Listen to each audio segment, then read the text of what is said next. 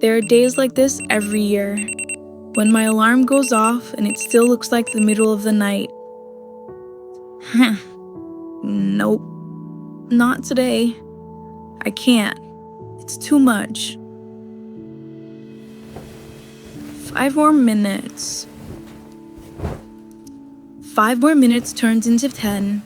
10 turns into I'm already behind before I'd even left the bed.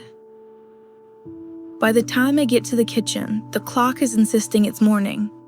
My body still disagrees. The first time I saw one of these light boxes was at Mira's place.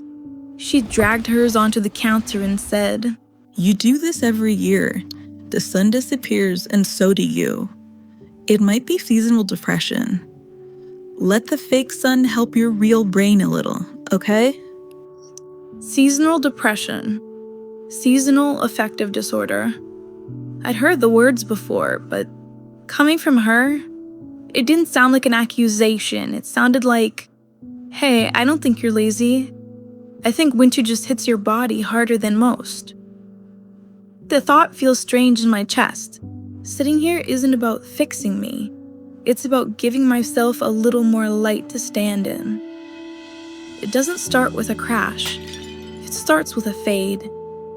I see a message and think, I'll answer later. Later doesn't come.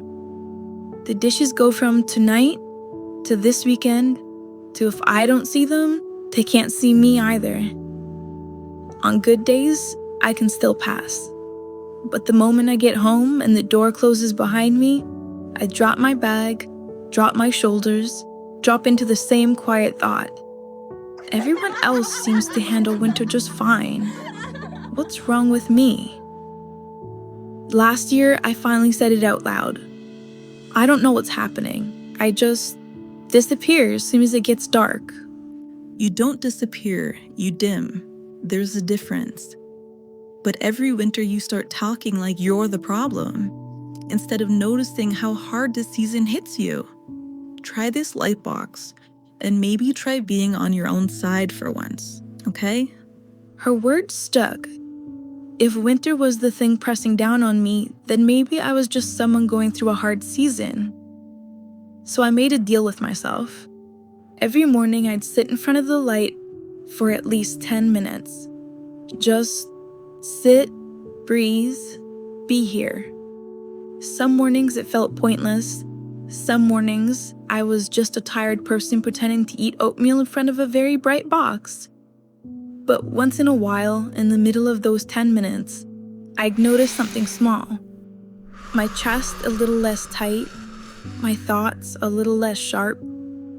Not fixed, not back to normal. Just a quiet sense of, okay, I'm still here. Sometimes that was enough. The hardest part wasn't the thoughts. It was the way my body felt like it had turned to stone. My chest tight, my limbs heavy. When I tried to push through it, it got worse. So I started doing something I'd always thought sounded ridiculous. I'd lie down, close my eyes, and just check in. Okay, feet first. What's here?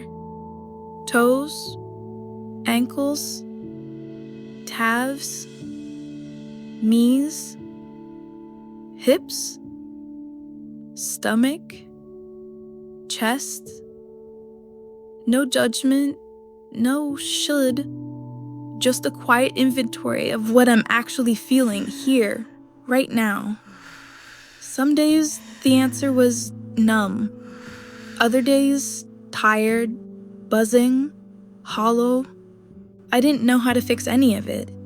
But saying, even silently, this is how I feel today, felt strangely respectful, like I was finally willing to believe my own body. Not every hard moment is in the quiet. Sometimes winter hit hardest in the grocery store or on the bus. Those bright, crowded spaces under buzzing lights, my brain would start to spiral. You're behind. You're failing. You're never going to catch up. You will always feel like this. One day, when it got really bad in the cereal aisle, I tried something Mira had mentioned offhand. Just pick one thing, she'd said. When it gets too loud, pick one real thing and anchor to it. So I did. The bright blue of a cereal box, the cold metal of the cart handle in my hand, the squeak of a wheel somewhere behind me. One thing I could see, one thing I could feel, one thing I could hear. The panic didn't vanish, but the world came back into focus, just enough for me to remember. I'm here.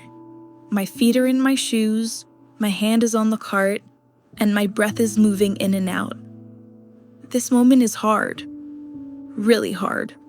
But it's just a moment, and it won't last forever. I used to think moving through winter with grace meant gliding through it, calm and glowing and unbothered. It doesn't look like that for me.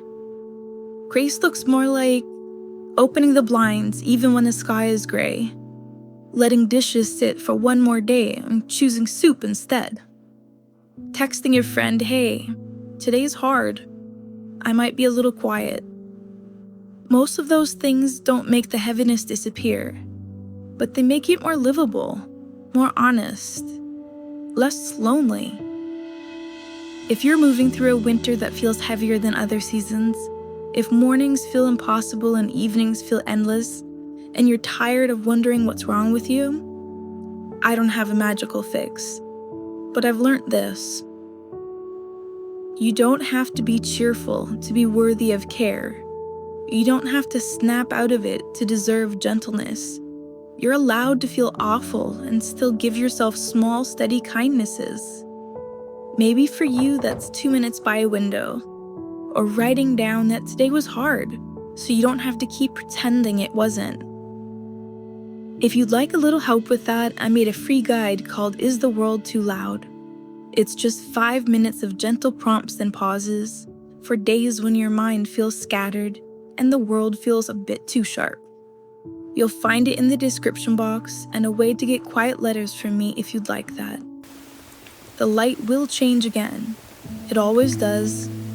In the meantime, we're still here, we're still breathing, and that is enough to deserve care, one small, honest moment at a time.